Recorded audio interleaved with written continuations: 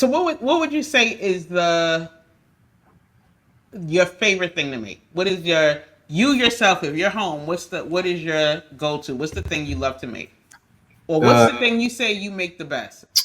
my best, what I make best are calls to Uber Eats.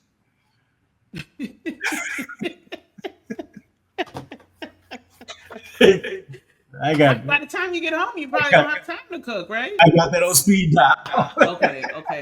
Okay. No, but so the better question I'll tell you is this way, because I'll ask this question to all people that I hear interview. Who are you on a If I ask you to make me a dish, what defines you in that bite? So my answer is two things. I'm a Gemini, so I gotta have two answers. When's your birthday? June 2nd. Oh, my son is the first. That's why Yeah. you're so nice. Y'all are nice guys. Yeah. Okay. So I'm two answers. So just follow me with this, because there's actually there's a who are you on a plate, or what's your death row meal? Okay, so those are two of the things. I'll give you all the answers. And when I give you these answers, I want you to hear it and then taste it and visualize it. Because that's what I look for when I'm hiring people. I ask them to make a plate. If they know how to cook, I can hear it in their answer.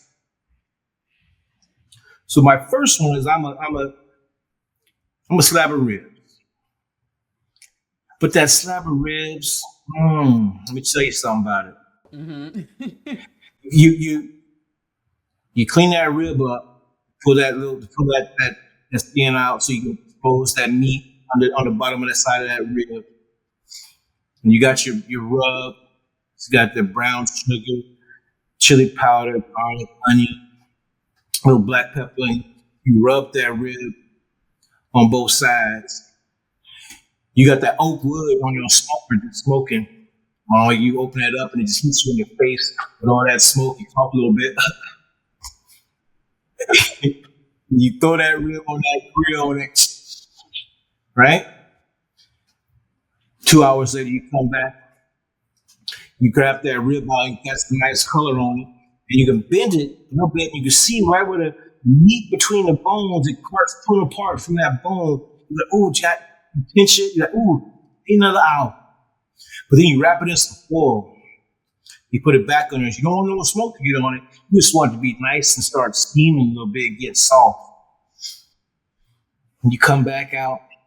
You open up that foil. You see that nice little red juice on the bottom of them ribs that's been sitting on a little bit. And you cut that rib, it'll tip off because you want to serve it. If you want that little tip part, you take that and you bite onto it, and those juices just hit. And then you get that sweetness of that brown sugar. You get that smoke in there, and you just like, And what it does, you're like, yeah, that's perfection. And it takes time to get that. It ain't nothing quick. That's something you got to sit back and you relax. It takes time. My other dish that also takes time is gumbo. More complex. It's not as simple as a rib, so I'm a simple guy. But I'm also complex. So like a nice gumbo. When you put your pound of butter in your pan, you weigh you out a pound of flour because you're gonna make the roux. And the roux ain't just because you got a cup of this and a cup of that. No, you gotta have exact measurements. So you have to have it's like 1 pound of butter and weigh out 1 pound of flour. That butter just gets a little bit, it ain't put that flour in, you start that roux. And it starts going. It takes you some time. Turn your fire down a little bit, come back to it, you know, start doing some of the get your mirror part together, or we should call it Holy Trinity. You start chopping that up, and that ready. And that brown roux starts going. You can see how it changes for you. That roux gets tight and it loosens up a little bit. You gotta stir it and get it going.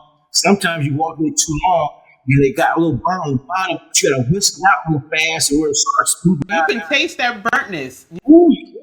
You can. If you're not, if you don't know what you're doing, it's ruined. But if you know what you're doing, you can whip that sucker out. Cause I'm getting there. So where that burnt part is, it's not really burnt. Sometimes it's too dark, and you gotta like whip it out and you gotta smooth it out again. Mm.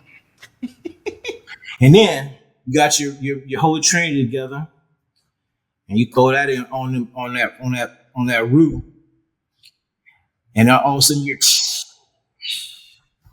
where that hot roux got in with those peppers and onions, our water pulls out for them vegetables. Then you season it and get that going. And then you start adding you start building your flavors, building your flavors. Get that okra in there, get that gumbo filet in there. See, that's three thickening agents in that gumbo, which is well, why are you doing all that? It's all flavor. It's gonna build out and boil out. Comes nice and smooth. Mm. So I'm as simple as a rib. I'm as complex as a gumbo. But then my death row meal, you're gonna be surprised. What's the last bite I want in my life? You want to take a guess? My death row meal is a hot dog. Mm. Let me tell you what's good. A hot dog with some coleslaw. Okay, just saying. But not just a regular hot dog. You gotta have one with the skin on it. So you gotta hit that grill and they tighten up. So you bite into it, and snap, and juice pop in your mouth. You got that sourness, that mustard and that kraut, or you want that coldness, that chili and put that chili and coleslaw on there. Yeah, just bring me a few. Just bring me like three hot dogs, and then y'all can zap me.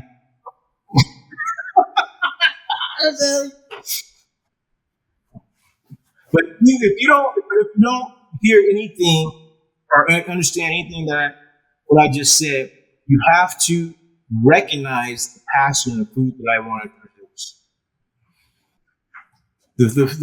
Me describing food to you, you can tell where it comes from. It's not a it's not out of a book. It's out of the heart. And your husband, he probably don't eat. He won't eat angry meals. Do you eat angry meals? You mad your husband? He'd be like, oh, I'm Listen, gonna go over if here to Chick if Fil I A. if I'm angry, there is no meal. If I'm angry, there is no meal. That's when you're working it out on your own. You might have to eat the hot dog.